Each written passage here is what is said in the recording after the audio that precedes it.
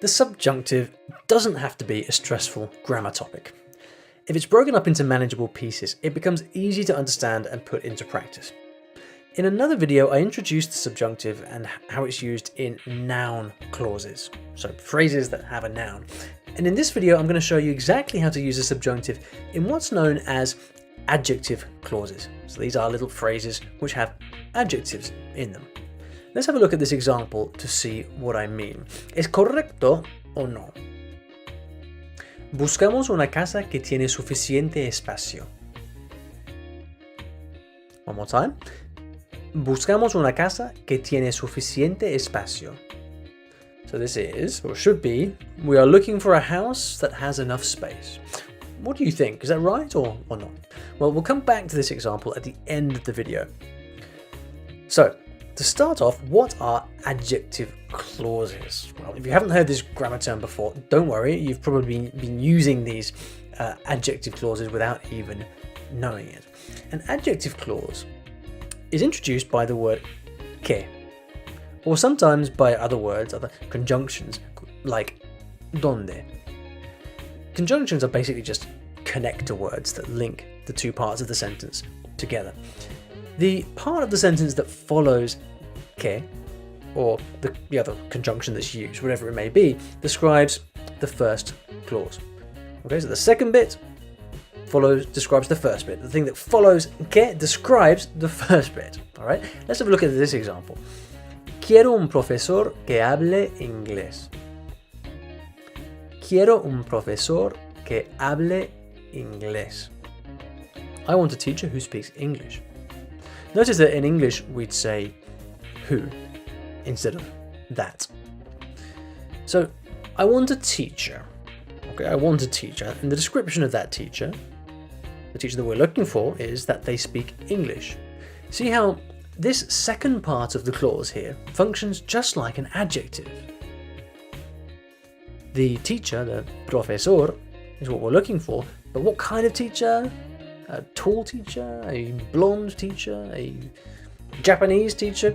Well, in this case, it's a teacher que hable inglés. So even though it's more than one word, that second part of the clause there is functioning like an adjective because it's describing the teacher. Now the subjunctive is used in this second clause when one of three things happens before, which triggers the subjunctive.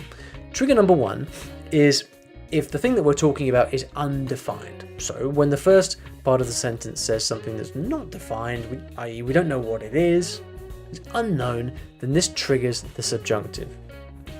For example, quiero un profesor que hable inglés. Here, what I want is a teacher who speaks English. We could even say maybe the teacher who speaks English doesn't exist. There isn't one. We don't know. So we use the subjunctive to express this doubt in Spanish. We don't know if we're going to find one, if there is one available.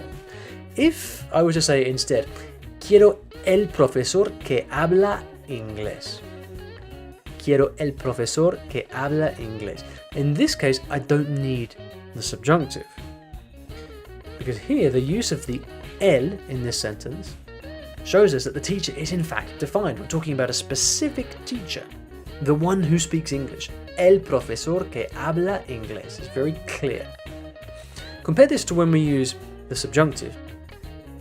We use, in the previous example, we use the indefinite article. We use un. Instead, we say quiero un profesor, a teacher of some kind, que hable, who would speak English, inglés. Quiero un profesor que hable inglés. So a really easy way to remember when to use the normal verb or when to use a subjunctive in a clause like this is to look to see which article is used in the first bit.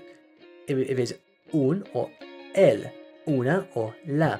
If it's the definite article, el, then just use a normal form of the verb. If it's indefinite, if it's un or una, or any kind of indefinite word like algo or alguien, then use the subjunctive because we're introducing that idea of the unknown. We don't know if that person exists. Now, trigger number two is if the clause is negative. So have a look at this sentence. No conozco ningún abogado que sea honesto. No conozco ningún abogado que sea honesto. I don't know any lawyer who's honest. I don't know any honest lawyer. So here in this example, the fact that the first part of the clause is negative, no conozco ningún, creates a sense of doubt about what's coming up.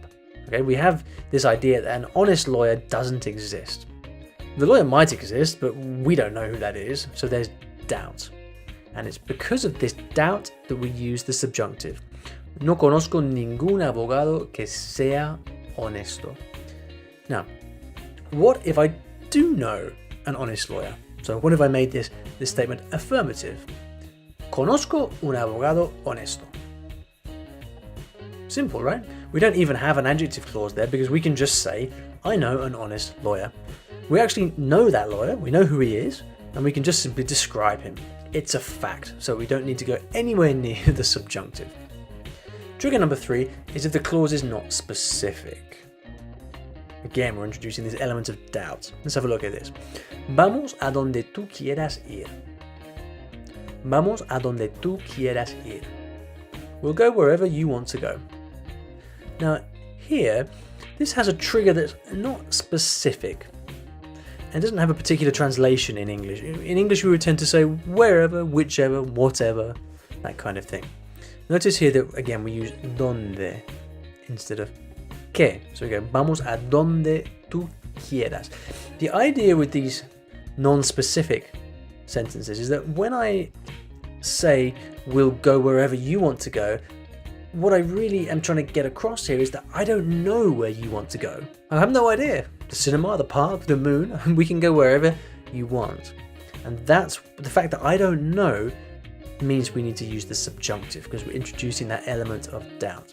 Now, if I change this up and I say, yo sé donde tú quieres ir. Yo sé donde quieres ir. It's very clear that I know exactly where you want to go. I have that information, and I'm telling you specifically that I know where you want to go. And that's why we don't need the subjunctive. It's all very clear and known.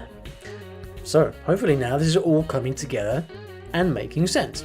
This is exactly why we want to say whatever. In Spanish we say lo que sea. Lo que sea, the subjunctive, sea, because whatever, I don't know anything. There's an element of doubt. So let's go back to our original example. ¿Es correcto o no? Buscamos una casa que tiene suficiente espacio. No, no es correcto. We are looking for a house, indefinite article there, a house that has enough space. We don't know if that house exists.